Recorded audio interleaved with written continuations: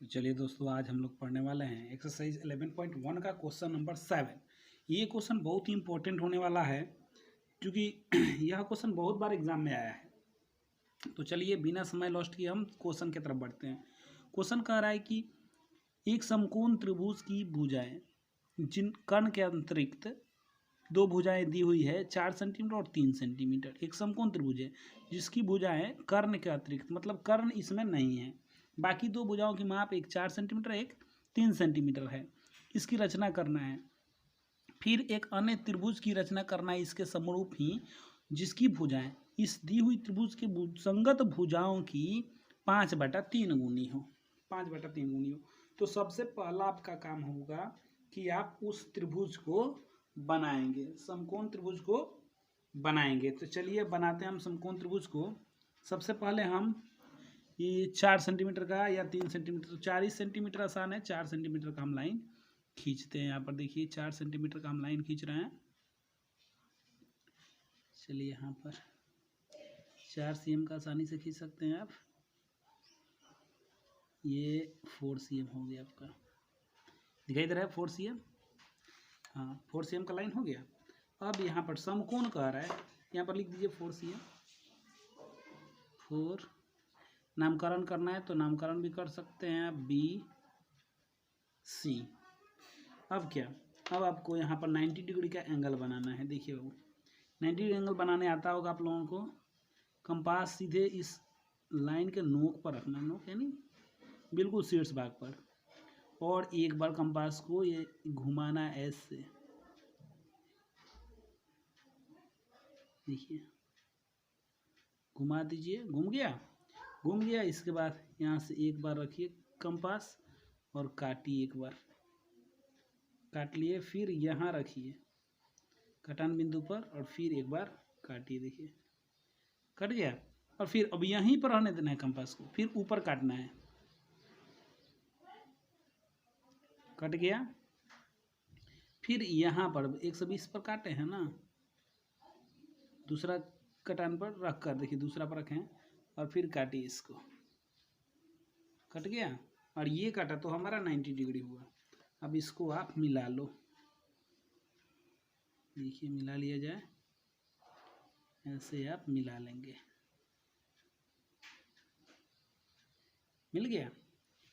अब देखो आप मिल गया तो यहाँ पर XYZ कुछ भी लिख सकते हो, ठीक है। अब क्वेश्चन कह रहा है कि एक भुजा 3 cm होना चाहिए। तो चलिए हम 3 cm इसमें से नाप लेंगे। 3 cm यहाँ पर और 0 पर इसको लेकर जाएंगे। 3 cm 3 cm हो गया। अब यहाँ से काट लो। कट गया, कट गया तो यहाँ पर A लिख दो बाबू। आप ऐसे नामकरण कुछ भी PQRS कुछ भी नामकरण कर सकते हैं। अब A से C को मिला देंगे। ये हमारा दिया हुआ ट्रेंगल बन गया। मिला देने से दिया हुआ ट्रेंगल आपका बन गया। चलिए ये हमने मिला दिया, दिया हुआ ट्रेंगल बन गया। अब ट्रेंगल जब बन गया तो इसके समरूप एक और ट्रेंगल कह रहा है बनाने के लिए। तो समरूप ट्रेंगल बनाने के लिए यहाँ पर जो आधार होता है, आधार से होकर हम एक क्या खींचते हैं, किरण खींचते हैं जो आधार के साथ न्यूनकोण बना रहा हो। तो चलिए ये किरण हमने खींच दिया यहाँ पर। चलिए यहाँ तक दिखाई दे रहा है ना, यहाँ पर। अब ये हमारा हो गया आपका, मान लीजिए कि XYZ कुछ भी, तो X तो मान ही लिए तो Y मान लीजिए। ये आपका, अब क्या करना है आपको, अब इसमें से देखिए जो भिन्न दिया हुआ, भिन्न क्या है, भिन्न है 5/3, यानी भिन्न में जो बड़ा अंक है वो 5 है। तो इसमें से हम 5 ठो बराबर बराबर चाप अपने हिसाब से काटेंगे। 5 ठो आप अपने हिसाब से काटिए। हम इतना का काट रहे हैं, आप जितना का लाइन हो उसी हिसाब से 5 ठो चाप काटिएगा। तो ये फर्स्ट कटान, फिर यहाँ रखेंगे, फिर सेकंड, फिर जहाँ कटा वहाँ रखेंगे, थर्ड, ठीक है, फिर जहाँ कटा वहाँ रखेंगे, फोर्थ, फिर जहाँ कटा वहाँ रखेंगे, फिफ्थ हो गया, फिफ्थ हो गया। कट गया, 500 कट गया। अब इसका नामकरण आप कर लो, B1, B2, B3, B4 and B5। ठीक है। अब देखो, अब हमको नीचे जो है ना उससे मिला देना होता है। नीचे क्या है, नीचे 3 है, तो 3 यानी B3 से आप C को मिला दोगे। B3 से C को क्या करेंगे, मिला देंगे भाई। B3 को C से मिला देना है बस। देखिए मिल गया। अब हमको ये ट्रेंगल जो है बाहर बनेगा, बाहर बनेगा क्योंकि ये जो भिन्न है वो क्या है, वो इम्प्रॉपर फ्रैक्शन यानी विषम भिन्न है। तो विषम भिन्न जब भी दिया रहे यानी अंश अधिक हर कम, तो समझिए कि वो ट्रेंगल हमेशा बाहर ही बनेगा। तो चलिए इस लाइन को हम बढ़ा ले रहे हैं, इस लाइन को थोड़ा सा आगे हम बढ़ा लेंगे। यहाँ पर कोई बिंदु भी दे सकते हैं, जेड जैसे मान लीजिए जेड हो गया। अब हमको करना क्या है, B3C दिख रहा है ना, इसी के पैरेलल B5 से खींचना है लाइन ऐसे। तो खींचने के लिए इस रेखा के साथ जितना का एंगल बना है ना उतना ही का एंगल यहाँ पर बनाकर हमको खींचना होगा। क्योंकि संगत कोण बराबर होने से ही रेखाएं समांतर होती है। तो यहाँ पर रख कर हम एक काम करेंगे कि चाप करेंगे। तो थोड़ा सा छोटा कर ले रहे हैं, चाप काटेंगे। चाप आप जितना का मन करे उतना का बड़ा छोटा कर सकते हो। देखिए यहाँ दिख रहा है ना, यहाँ रख कर सीधे ऐसे आपको चाप घुमाना है। घूम गया चाप, दोनों लाइन से सट जाना चाहिए, घूम गया। फिर यही काम आपको क्या करना है, कहाँ से करना है बाबू, ये काम B5 पर रखकर करना है। B5 पर हमने रख लिया। अब यहाँ पर देखो घुमाना है, बिल्कुल घुमा दो, हो गया। अब क्या, यहाँ से नाप लो कि कितना का हमने चाप यहाँ पर लिया है, उसी माप का हमको यहाँ से लेना होगा। देखिए तो ये बिल्कुल सही माप है, इतना ही का यहाँ रखकर आपको इसमें से काट लेना है। देखिए काट लीजिए, कट गया बाबू, कट गया। तो आप देखो इसको B5 से होकर और कटान बिंदु से होकर हमको क्या करना है कि लाइन खींच लेनी है।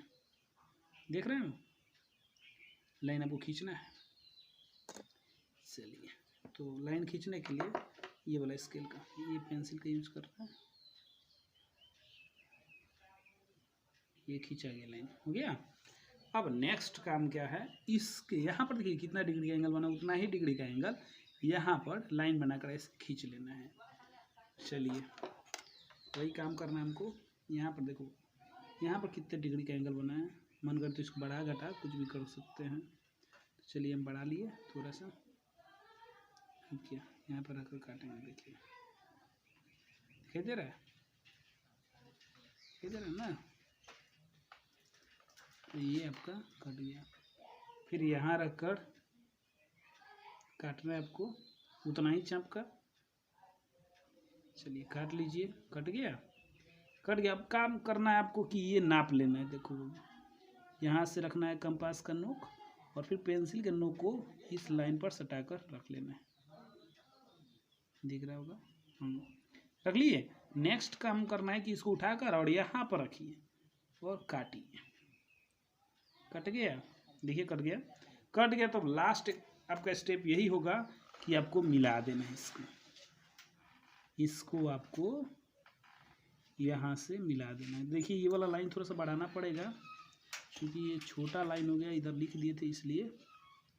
चलिए हम थोड़ा सा ऊपर तक बढ़ा दिए इसको, ठीक है। अब चलिए हम मिला दे रहे हैं, देखो कैसे मिलेगा।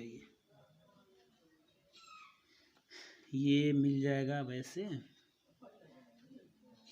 यहाँ पर रखा, ये सॉरी टेढ़ा हो गया। चलिए टेढ़ा हो गया तो उससे कोई बात नहीं, मिल गया, बिल्कुल मिल ही गया। अब चलिए यहाँ पर आप ये है ना, तो यहाँ पर A' लिख डालिए, A' हो गया। अब जो आपका A', ये B है ना, तो B थोड़ा सा यहाँ पर दे दीजिए, दिखाई देगा। C' यहाँ पर C' कर लीजिए। यही आपका ट्रायंगल जो बना बड़ा वाला, वही रिक्वायर्ड ट्रायंगल हुआ। अतः हम लिख सकते हैं, अतः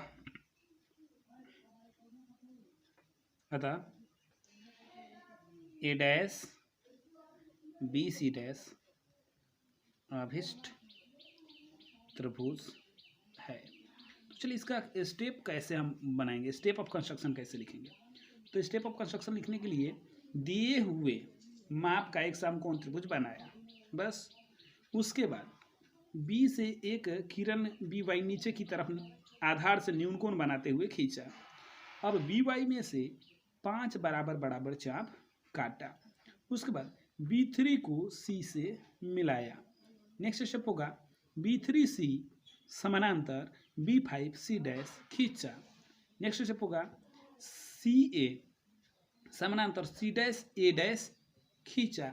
इस प्रकार A डैश BC डैश अभिष्ट त्रिभुज है जिसकी भुजाएं त्रिभुज ABC की भुजाओं की कितना 5/3 गुनी है। तो कैसा लगा ये वीडियो आप लोग ज़रूर शेयर कीजिएगा, और अगर अच्छा लगा तो चैनल को सब्सक्राइब कीजिएगा, लाइक कीजिएगा, कमेंट कीजिएगा। धन्यवाद आपको वीडियो देखने के लिए।